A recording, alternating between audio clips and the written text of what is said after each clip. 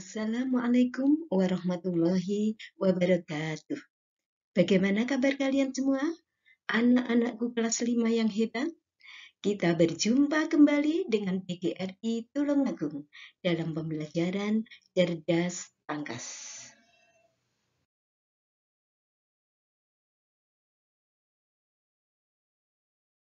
Kali ini kita akan membahas tema 4.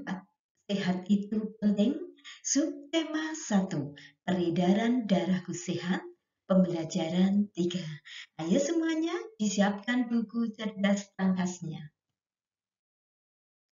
Pada pembelajaran 3 ini ada 3 muatan yang akan kita pelajari, yaitu PPKN, Bahasa Indonesia, dan IPA. Kita akan membahas dulu PPKN KD 3.2 dan 4.2.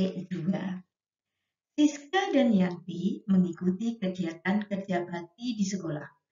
Kegiatan dilakukan setiap hari Jumat. Kegiatan Jumat bersih wajib diikuti oleh seluruh warga sekolah. Mereka bertanggung jawab sepenuhnya terhadap kebersihan sekolah. Siapa di antara teman-teman yang tahu apa hubungan antara hak, kewajiban, dan tanggung jawab? Hak dan kewajiban bersifat melekat pada manusia sejak lahir. Hak artinya adalah sesuatu yang mutlak menjadi milik seseorang dan penggunaannya tergantung pada orang itu. Murid berhak mendapatkan kenyamanan ketika belajar. Kewajiban mereka sesuatu atau tugas yang harus dilakukan dengan penuh tanggung jawab. Murid wajib belajar mematuhi peraturan di sekolah dengan penuh tanggung jawab. Jika 3 hal ini dilaksanakan dengan beriringan, maka kegiatan belajar di sekolah akan terasa menyenangkan. Nah, selanjutnya kegiatan 1. Tuliskan apa saja kewajiban sebagai murid ketika di sekolah. Apa kewajiban kalian sebagai murid di sekolah?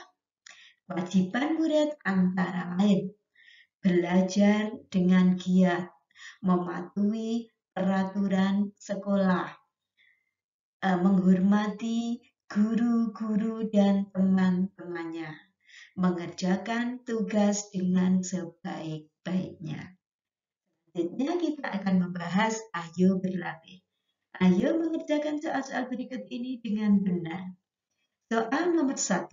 Melaksanakan tugas yang diberikan dengan sebaik-baiknya adalah bentuk dari A.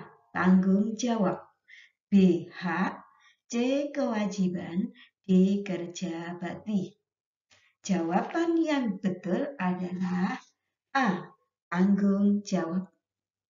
2. Memeluk agama sesuai kepercayaan masing-masing merupakan salah satu bentuk hak. 3. Sesuatu yang harus dilakukan dengan penuh rasa tanggung jawab disebut kewajiban. 4. Kewajiban seorang pelajar adalah belajar. 5. Sebutkan contoh kewajiban anak di rumah.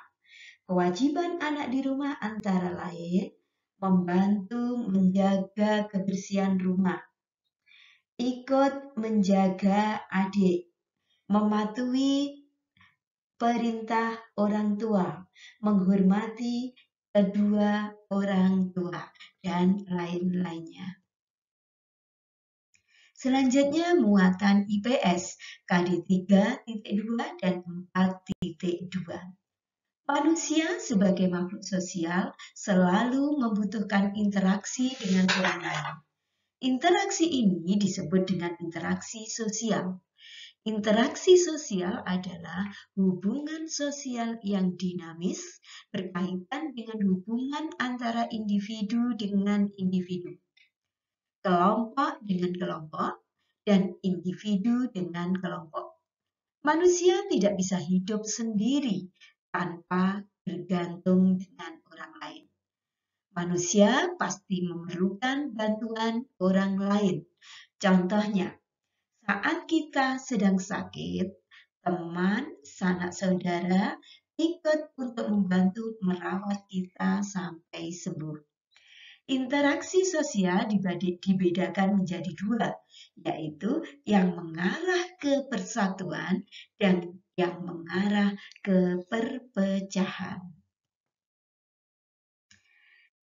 Kegiatan 2. Ayo tuliskan contoh interaksi sosial yang ada di sekitarmu pada kolom berikut. Contoh interaksi di sekolah. Hubungan kalian dengan teman. Hubungan kalian dengan guru-guru. Hubungan kalian dengan teman pada saat mengerjakan tugas kelompok, pada saat mengerjakan piket kelas, pada saat bermusyawarah. Contoh interaksi yang ada di masyarakat. Hubungan antara kalian atau interaksi antara kamu dengan anggota masyarakat yang lain. Dan silahkan contohnya dituliskan di kolom tersebut, di kolom yang ada di buku cerdas tangkas kalian. Selanjutnya, ayo kita bahas, ayo berlatih. Ayo mengerjakan soal-soal berikut ini dengan benar. 1. Contoh interaksi antara individu dengan kelompok adalah A. Ibu berbicara dengan anaknya. B. Adik berbicara dengan kakak. C. Ibu guru berbicara di depan muridnya. D. Siswa meminta izin pergi ke WC. Jawaban yang betul adalah C. Ibu guru berbicara di depan murid-muridnya. Ibu guru yang individu, murid-muridnya yang kelompok. 2. Berdebat dan saling mengejek termasuk contoh interaksi yang mengarah pada perpecahan. 3. Contoh interaksi sosial yang mengarah ke persatuan adalah kerja bakti, tolong-menolong, gotong royong, dan lain-lain. 4. Belajar di rumah bersama kakak termasuk contoh bentuk interaksi antar individu. 5. Mengapa manusia disebut sebagai makhluk sosial? Karena manusia tidak bisa hidup sendiri tanpa bantuan orang lain. Selanjutnya, muatan bahasa Indonesia KD 3.6 dan 4.6. Pantun merupakan salah satu bentuk puisi yang mengandung nasihat, ungkapan, sindiran, dan lain sebagainya. Jenis pantun berdasarkan isinya yaitu 1. Pantun nasihat. Jenis pantun yang berisi nasihat, larangan, atau imbuhan untuk melakukan kebaikan. Contoh, keliling desa naik delman. Masa indah elok dikenang. Di sekolah banyak teman. Hati gembira sangat senang. 2. Pantun jenaka, yaitu pantun yang berisi guyonan atau candaan yang bertujuan untuk menghibur pembaca atau pendengar. Selain itu, pantun ini digunakan untuk menyindir seseorang secara halus dan lucu, sehingga orang yang disindir nyaris tidak mengetahui sindiran tersebut. Contoh, berakit-rakit kita ke hulu, berenang-renanglah kemudian, berfoya-foya kita dahulu, ditagih hutanglah kemudian. Yang ketiga adalah pantun teka-teki, yaitu jenis pantun yang berisi teka-teki atau tebak-tebakan. Contoh, burung nuri, burung dara, terbang ke sisi taman kayangan. Cobalah cari, wahai saudara, makin diisi, makin ringan. Nah, ini untuk pantun teka-teki ini perlu ditebak. Tebakan apa yang makin diisi makin ringan. Apa ya kira-kira? Makin diisi makin ringan adalah balon. Kegiatan 3. Ayo membuat satu bait pantun nasihat. Silahkan kalian berkreasi untuk membuat pantun nasihat. Selanjutnya kita bahas ayo berlatih.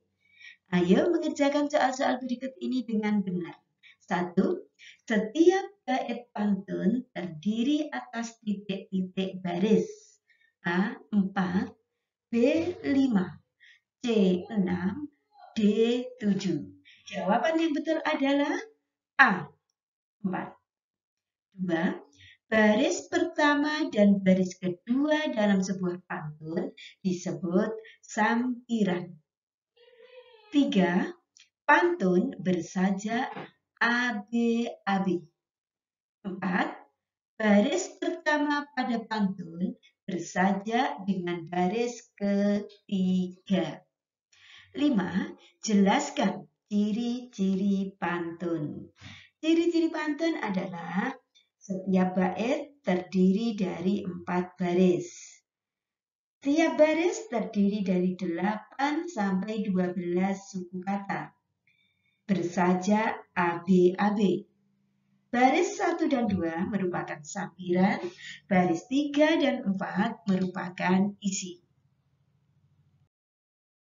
Nah, demikian tadi pembahasan tema 4, subtema 1, pembelajaran 3. Semoga bermanfaat. Terima kasih, sampai jumpa di video pembelajaran berikutnya. Saya akhiri, wassalamualaikum warahmatullahi wabarakatuh.